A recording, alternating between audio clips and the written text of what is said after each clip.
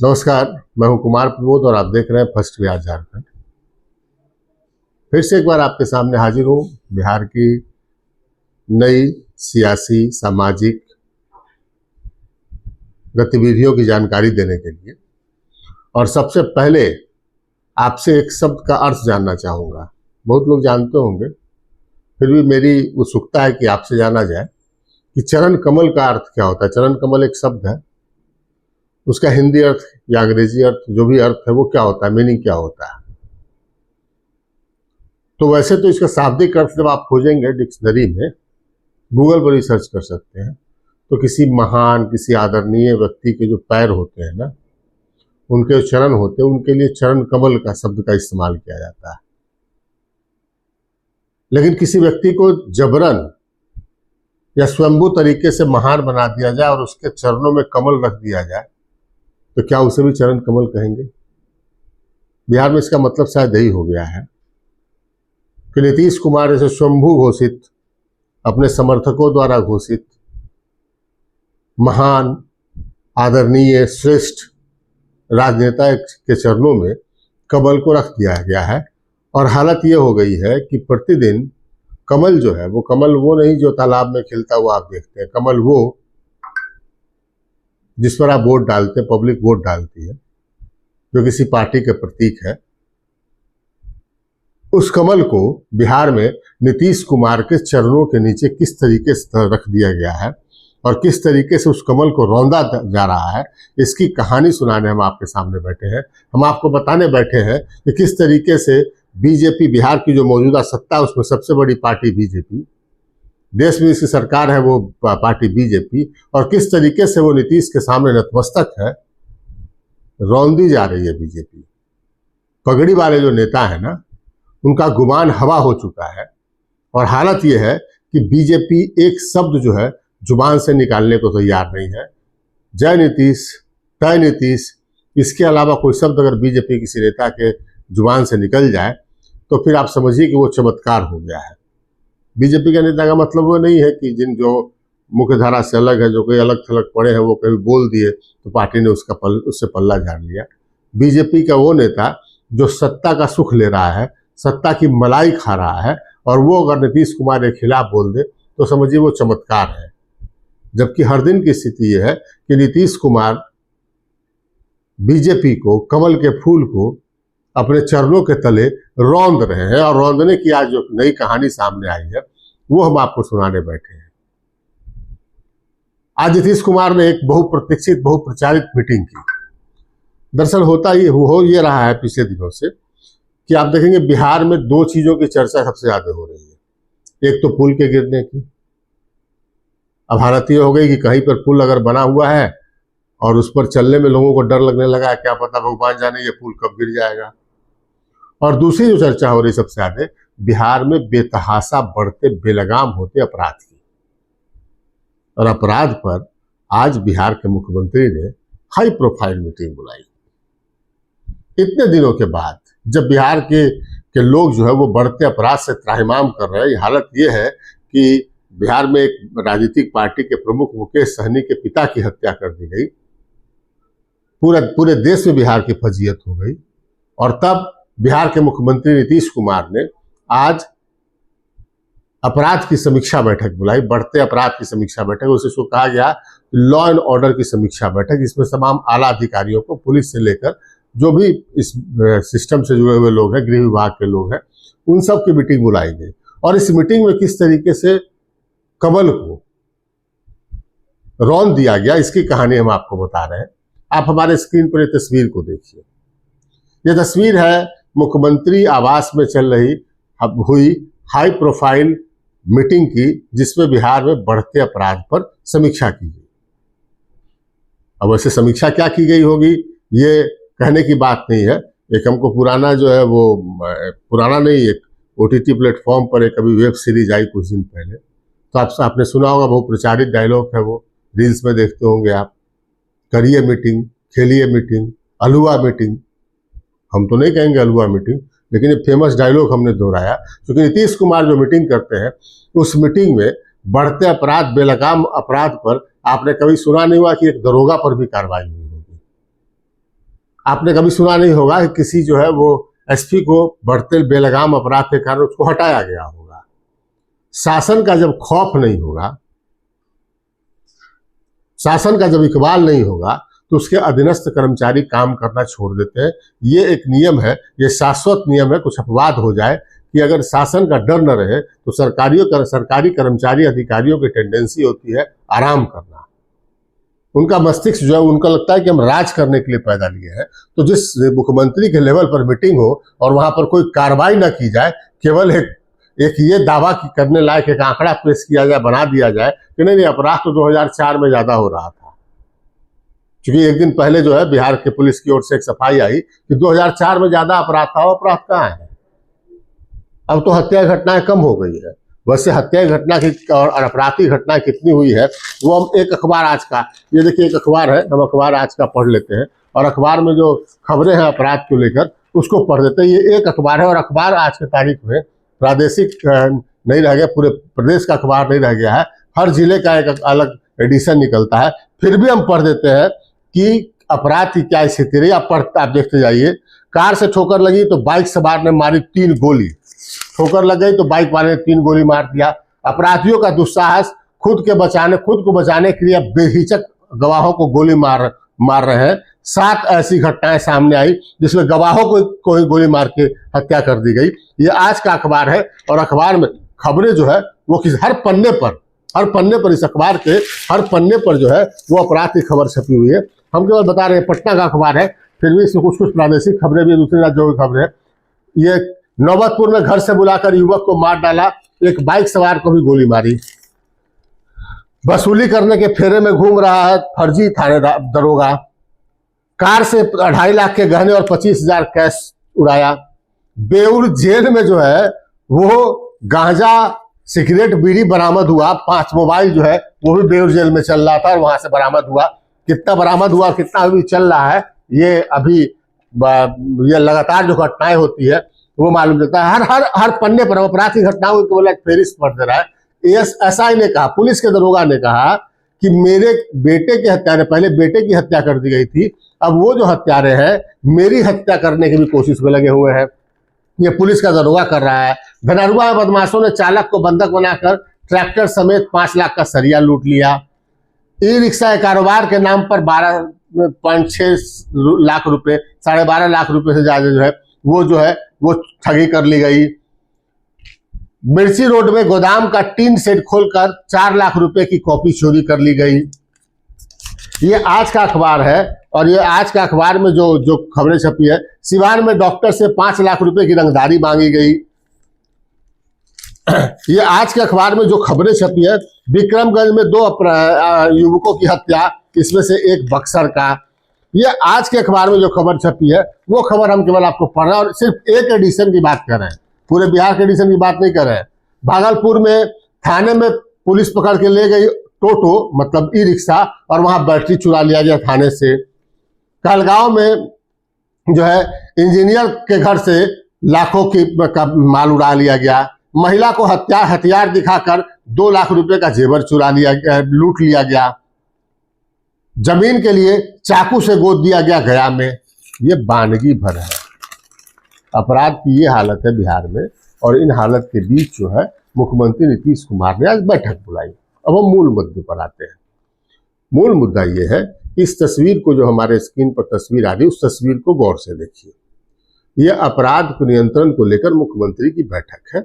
आप देखिएगा गौर से। इसमें मुख्यमंत्री के एक ओर बिहार के मुख्य सचिव ब्रजेश मेहरोत्रा नजर आ रहे हैं, दूसरी ओर दीपक कुमार, ये सेवानिवृत्त मुख्य सचिव है, और उसके बाद नीतीश कुमार ने इनको जो है वो अपना प्रधान सचिव नियुक्त कर लिया रिटायर होने के बाद।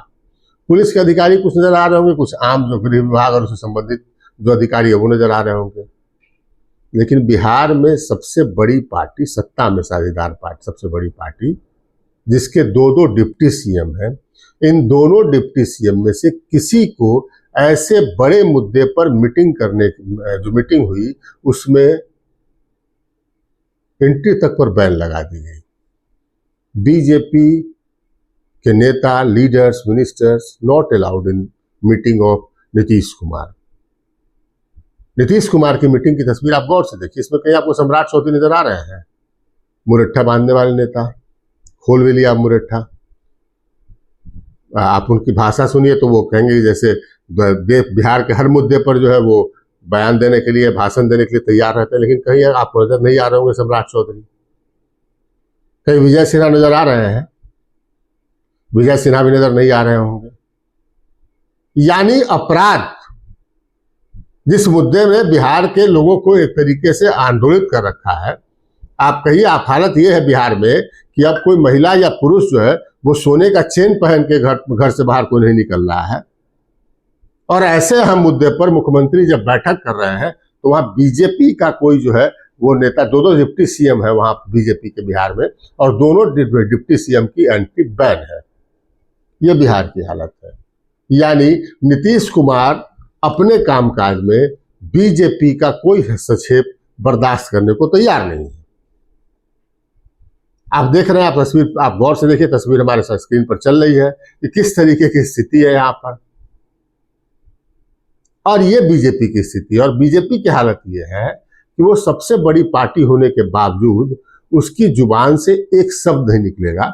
देखिए, किसी राज्य में अगर बीजेपी या कोई भी बड़ी पार्टी है, उसका एक बड़ा अगर शासन व्यवस्था किसी राज्य में काम कर रहा है, कोई राज्य में सरकार सही से काम कर रही है, इसका जो जब सबसे प्रमुख प्रमाण होता है वो ये कि आपराधिक घटनाएं नियंत्रित है कि नहीं, अपराध काबू में है कि नहीं। अपराध अगर बेकाबू है तो शासन को, सरकार को फेल माना जाता है। बिहार की जो मौजूदा हालत है उसमें विपक्ष लगातार जो है वो ये कोशिश घेर रहा है सरकार को कि आपराधिक घटनाएं जो है बेलगाम हो चुकी है, पुलिस का कहीं कोई नियंत्रण नहीं है, न पुलिस से कोई किसी अपराधी को डर रह गया है। जहां देखो वहां लूट की घटना हो जा रही है, जहां देखिए वहां मर्डर हो जा रहा है। और ऐसी स्थिति में इसका असर सीधे बीजेपी पर पड़ रहा है।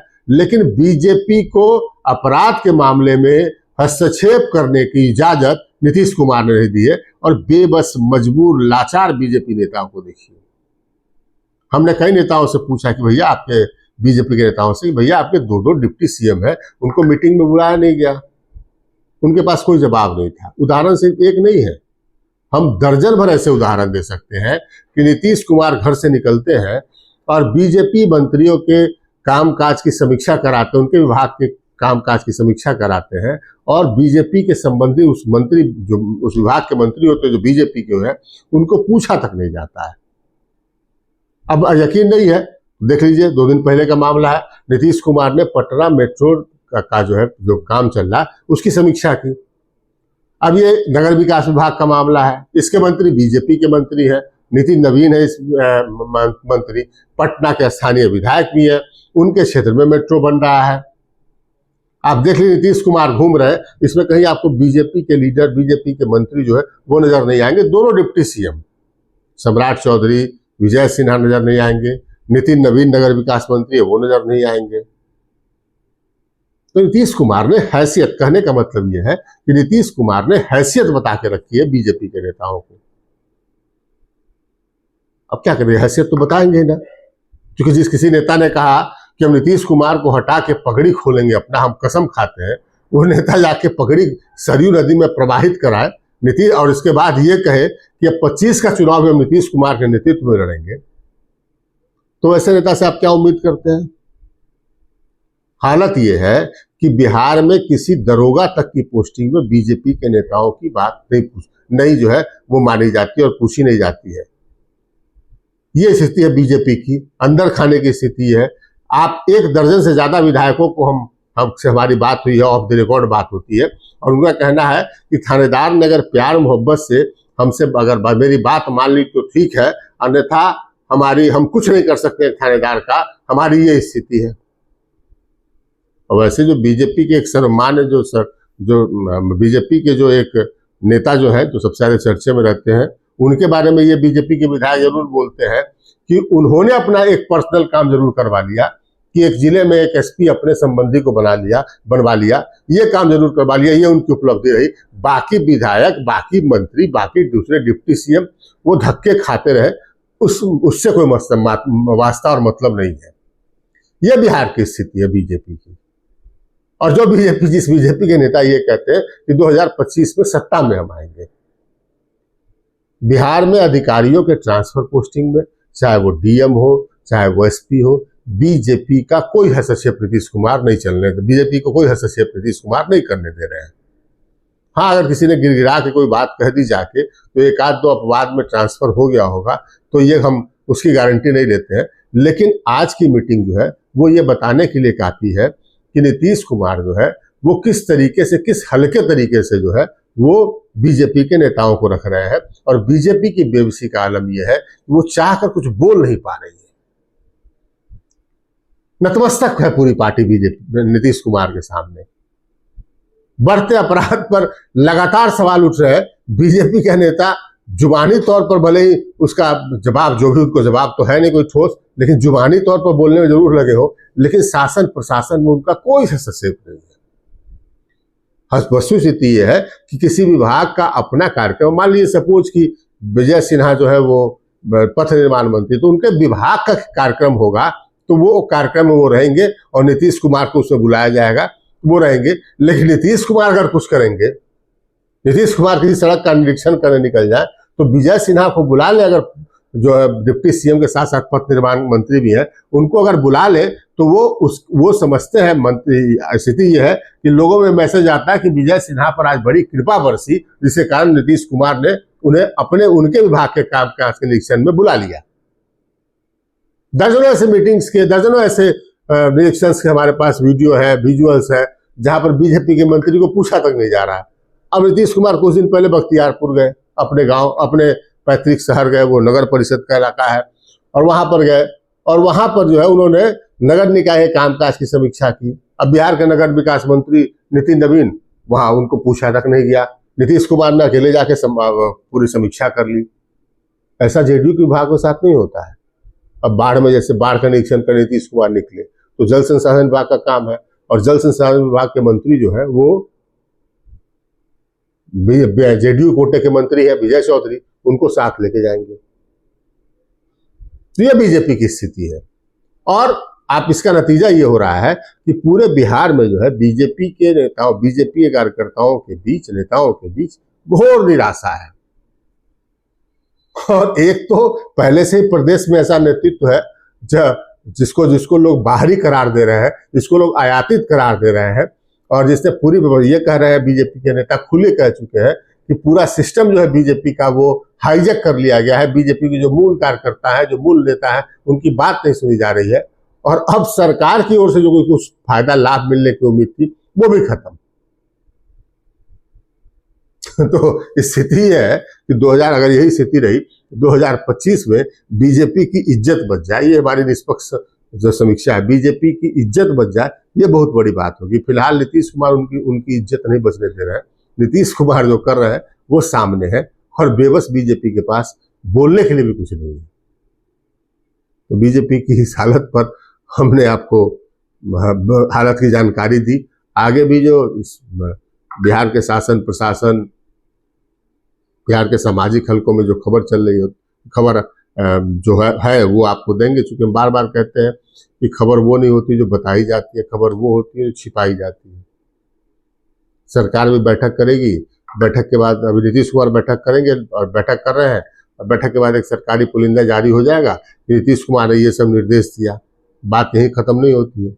बात तो अंदर की ये है कि इस बैठक में बिहार के दो डिप्टी सीएम को पूछा तक नहीं गया, इतने बड़े बैठक में, इतने अहम मसले पर हो रही बैठक में। ये बीजेपी की स्थिति है। फिलहाल हमें दीजिए इजाजत। नमस्कार। 26 वर्षों में 17,000 से अधिक डॉक्टर बना चुका बिहार एवं झारखंड के छात्रों एवं अभिभावकों के बीच सर्वाधिक विश्वसनीय एवं लोकप्रिय संस्थान गोल, नेशंस लीडिंग इंस्टीट्यूट। हमारा विश्वास गोल के साथ।